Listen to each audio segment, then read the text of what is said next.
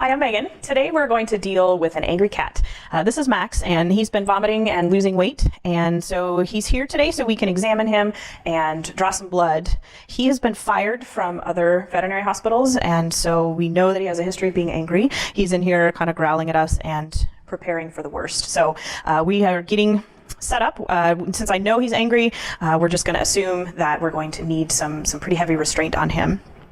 So I've got a cat muzzle out. In my opinion, this is the best invention for cat restraint ever.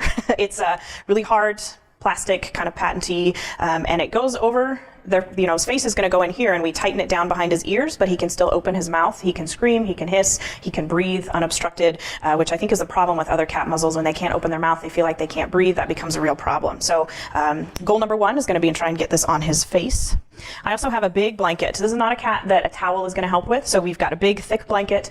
Sarah is going to help me, so there's going to be two of us working on him, and the goal is just going to be to be as efficient as possible. I have everything ready. I have a thermometer, I have a scale, everything I'm going to need to draw blood work. We don't want to anger him and then have to shuffle around and find our supplies.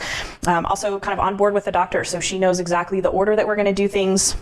She's got a plan in her head. We don't want to get this angry cat out, do a bunch of stuff, put him back, and then have the doctor come back 5 minutes later. Oh, by the way, do you mind doing this? So just make sure there's a lot of communication when you have an angry animal so that you can get everything done, get him put away and on his way.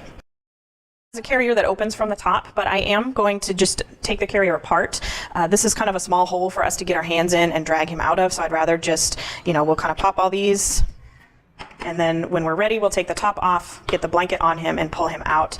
I'm not a big fan of dumping cats out the front, just in case he bolts and we lose him. That's not a good situation. You don't ever want to have to pull a cat out from under cupboards or, under a shelf or under a cage or anything like that. Certainly escaping out the front door, running into some dogs, all bad news. So we want this to be as controlled as possible.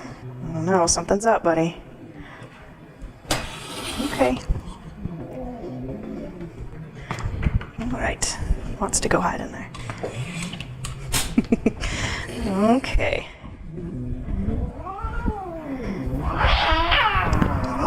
So I am just going to pay attention to where his head is.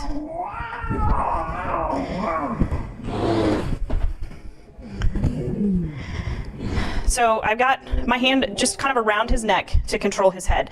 This cat, it's never going to do us any good to scruff him. I think a scruff is a really good tool when you need to kind of immobilize a cat, if he's struggling a little bit when you're trying to get blood. But when a cat is really angry and you scruff them and you pull tighter and tighter and they struggle more and more, they actually can't breathe anymore. It puts enough pressure on their trachea. So when I have a really angry cat, I don't scruff at all. I'm just going to kind of pin his head down. So I know his head is right here.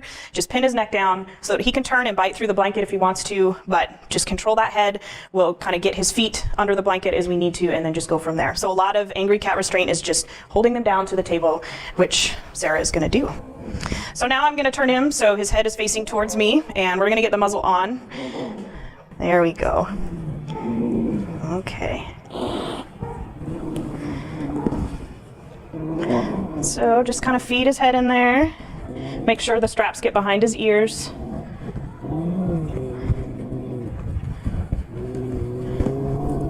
And then cinch it down.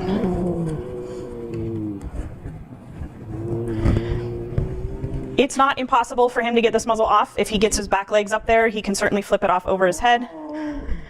But now I know that his teeth are covered. And he still has a lot of room to breathe in there. He's still growling. Oftentimes just getting things dark is going to help him. He's not going to, be able to see us moving around and, anticipate movements toward him. So we'll just kind of leave him in the dark, and next we'll get a weight. Oh, Max.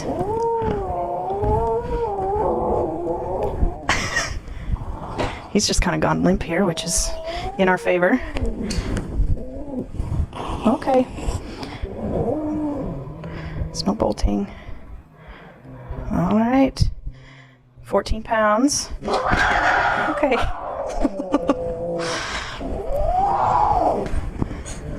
All right. Now that he has a correct weight, if we do get in trouble and we need to move to sedation, we've got that important piece of information and we can just move right to it. So Sarah's got his front half. I just have some hands on his back feet. These cats can do some really good damage with back claws when they start bunny kicking. So it's my job to protect the doctor, and so far so good. All right, so we got a quick physical exam done. He gave us a good urine sample, so that's always helpful.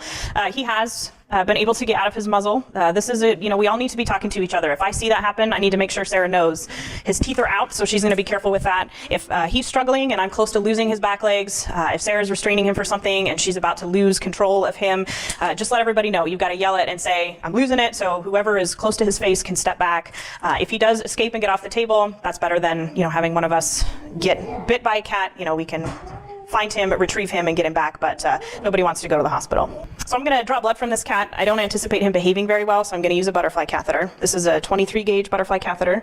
The reason that I like these is that it gives him the opportunity to struggle a little bit, and I'm not going to lacerate his vein. If I've got this syringe on it and he moves around, it's pretty easy to cause some trauma there.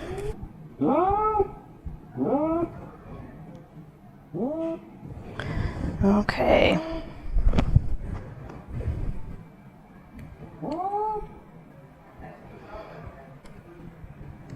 Okay, so we're gonna move him into a kennel now, and that's where he'll hang out until his owner is ready to come get him. So we're not gonna take any of the blankets or anything off of him. We're just gonna pick up the whole mass and just move him into his kennel. So Sarah's still got a good hold on his head, so I'm just gonna kind of help with the back end here.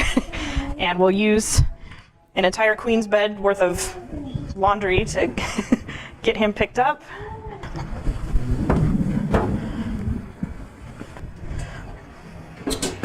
All of that bedding in there will be helpful when it's time to pull him back out again. We'll use all the same big blankets and then get him out of here. So we're back with Max, and after further discussion with the owner, we do want to do a good oral exam on him. There's some concern for dental disease, and he obviously is not going to let us get a good look without some heavy sedation. So we're going to give him some dexdomitor, and in order to do that, we're going to need to get him out of the cage. So he is already aware that I'm going to do something that he doesn't like. The key to getting angry cats out of a kennel is to just do it very quickly and be very decisive about it. The more I flinch and kind of move around, he's going to learn very quickly what's going on, and he's going to be able to get around it and perhaps escape or cause injury. So I have another nice thick blanket. I'm just going to go in, cover him with